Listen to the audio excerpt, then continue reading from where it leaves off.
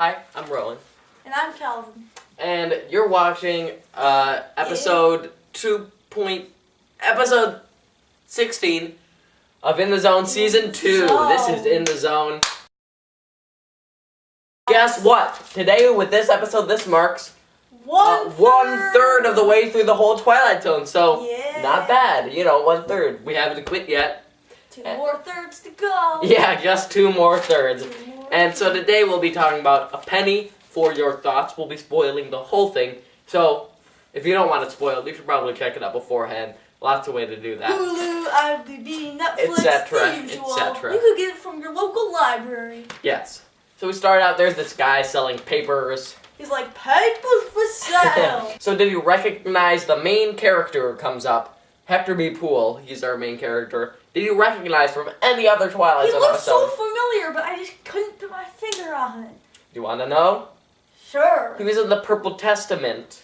What was that one about? That was the one about the guy who could see when people would die because their face went all glowy. Oh, He was in that one, yeah. That was a pretty cool one. The guy comes, Hector B. Poole. And he puts the coin in, and He flips just the with a quarter, chance, but then it lands on its side. Whoa! And so the paperboy's amazed, but the guy doesn't really care. Yeah. He bumps into a guy, and he hears the guy thinking, "You miserable old fool," and stuff like that. Yeah, he gets like hit by a car. Yeah, kind of almost hit by a car, or hit by a car, but he's alright. But then the guy's like, "Yeah, clumsy idiot!" In his mind, his mouth isn't moving.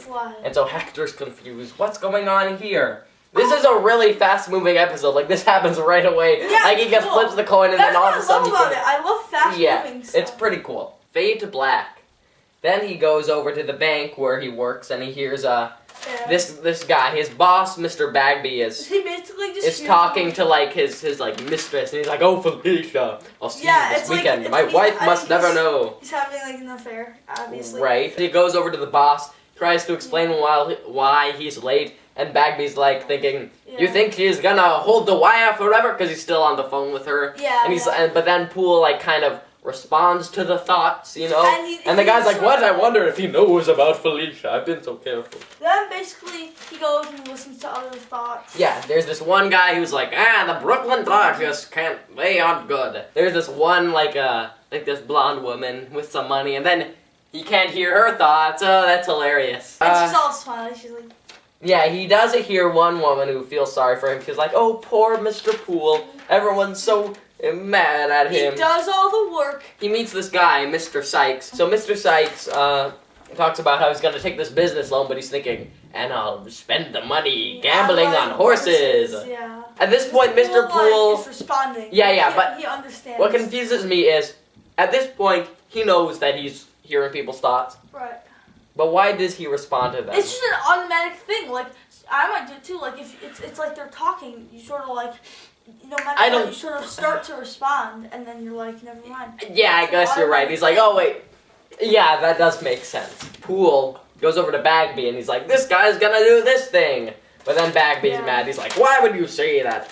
But then he hears the woman again, and he's like, "You should speak up for yourself." He talks to her, and he's like, "Thank you for your kind thoughts." Then this other guy comes up. What? And he's like, really and he's like, annoying. he's thinking, oh no, he's like, I see you're getting along with the Miss Toyna. He says that out loud though. But then he's like, "She's the prettiest woman in the office," and he's thinking, not saying much. I haven't seen such an unattractive beast since I went to the circus.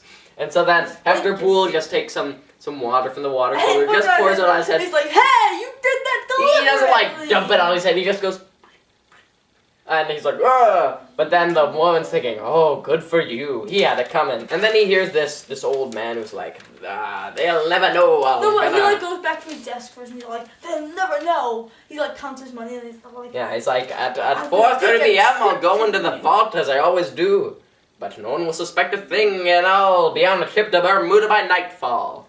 And then Poole is worried. Fade to black. But then it shows most people are leaving the office for the day, right? So he goes up to talk to Mrs. Turner, and she's thinking, "I wish we could go somewhere private, like Mr. Jones's old office." And he's like, "Yeah, why don't we go there?" And then he takes her there. Yeah. Aww. And then he's like, "Hey, guess what?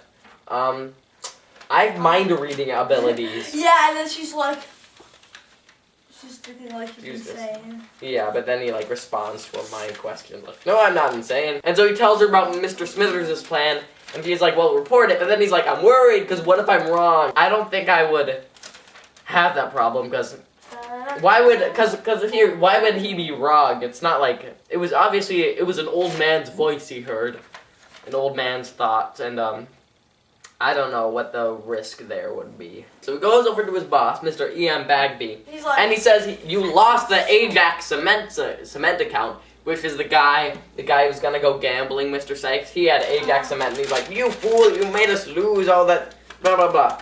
And he's like, well, sorry. And then he's like, he tells the whole thing about what he's like, at first he doesn't believe, Mr. Bagby doesn't believe it, but then he's like, oh, it all makes sense. Yeah, it's like, it's always the guy you trust the most who's the embezzler. But then it's 4:30 though. So then the old man gets his briefcase, walks over to the vault, and so Bagby runs out and tells the guard, the guy comes, and then he's like, we got ya. Dump out his bag, and there is nothing of value. Just his stuff. And then Bagby's mad at Poole. He fires him. And then he he apologizes to the old man, and the old man's like, how did you know? No. And then he talks about how, it's just a fantasy of him, a dream of his. Yeah. And he's a sad old man. He's like, I wish I could be. That's why it's not real. That's the risk. And he's like, I wish I could be somewhere where where I don't. The usual. Yeah, and he's like, he wishes he was somewhere better, and so, he's a sad old man. He's a sad old man. Sad old man. He's old wrinkled. And he says, but I'm just a coward. Then he leaves, and then Mr. Turner's like, wow, he's really delusional. And Poole says, I'm not delusional. And then that's like his proof, and now he's like, I believe you. He says he's sad that now he knows what people are really thinking, so it's like, kind of sad about it. So Bagby is like, that guy, Mr. Sykes, he was arrested for gambling with company money. And then Poole is like, I tried to warn you. And Bagby's like, oh yeah, offers him his job back. But Miss Turner says, if you can really hear me, stand up to him, ask him for a better job. You should be in charge of this whole accounting division. Because what happened was there was this guy, Mr. Jones, who used to work there. Yeah. But he's not there anymore, so he wants to fill his position. Right. And so, he blackmails him with the whole Felicia thing. Yeah. And then he makes him in charge of the accounting division, and he makes him buy a round-trip ticket to Bermuda for Oldman, Mr. Smithers. He goes to Helen Turner. Helen. She's like, I wish you would call me Helen. And he's like, okay, Helena. And then she's like, he offers to take her home. Yeah, so they're walking home. And then the paperboy selling the late afternoon paper flips him a quarter. And it knocks over the thing on the side. And the paperboy's like, what'd you do that for? I carried that all day. But then he's happy because he can't hear thoughts. And he can't hear anyone's thoughts. He's so glad. The end.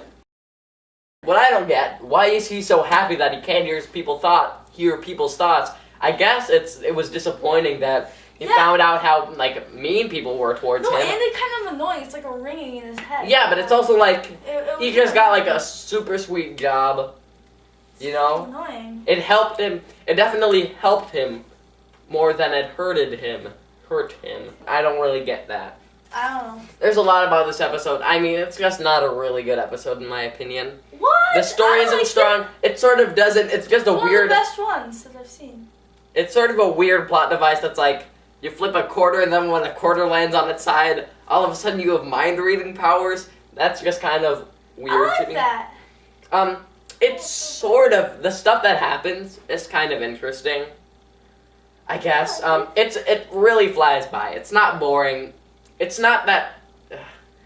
It's sort of a lighthearted episode, but it's not a comedy episode, which is good. It's good they don't try to do jokes, but they still try to have a happy atmosphere. I think it was really good. There wasn't really much wrong with it. I mean, it seems like a perfect episode. I don't know. My problems with it are some things just aren't clear. Like, when does he realize that he has these powers? Twilight Zone. Not everything is supposed to be so clear. No. Things are supposed to be clear. Like, why is he glad that he doesn't have these mind reading powers that helps him? Because they get annoying after a while. I know, but it helped him so much. It made his life so much better. He fell in love. It made his life worse. No, it did not. He got a job because of his mind reading powers. He like met someone that he like might end up falling in love with. No, he got. And it works out. No, I guess the end it works out. I don't know. I don't hate it, but you know, it doesn't seem like anything too special. I mean, they did some interesting stuff with the whole mind reading thing, but you could do a lot more than like, oh, I thought that he was gonna rob a bank, but he ended up not robbing the bank. Alright, drum roll. I give it a... Oh boy. 10 out of 10!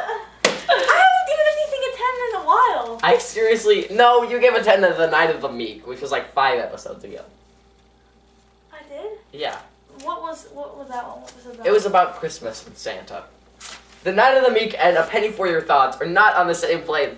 I am quite amazed that you gave a 10. Well, it might be To because A I've Penny seen for it Your more than Thoughts. once, but... It's like, oh, you see the nuances the second time around. 5. 5 out of 10? Yeah, 5 out of 10. Oh my gosh! So this is the biggest. This bad? really is. It's not bad, but it's like there's nothing special about this. 5 out of 10. That's like an E. You know what? Don't think of it that way. A 0 is an E in our book. A B is like a 6. A C is a 5, and a 3 is a D. You witnessed it. History in the making. The biggest rating split on the zone ever. Ooh, ooh, ooh. Fight! I seriously cannot believe how anyone would give this episode a 10, but that's just me. Well, next week, maybe that'll be another heated debate. We're going to be talking about the episode 22. You know, things might get crazy, so I guess you'll have to see us then. Goodbye. Bye. 10.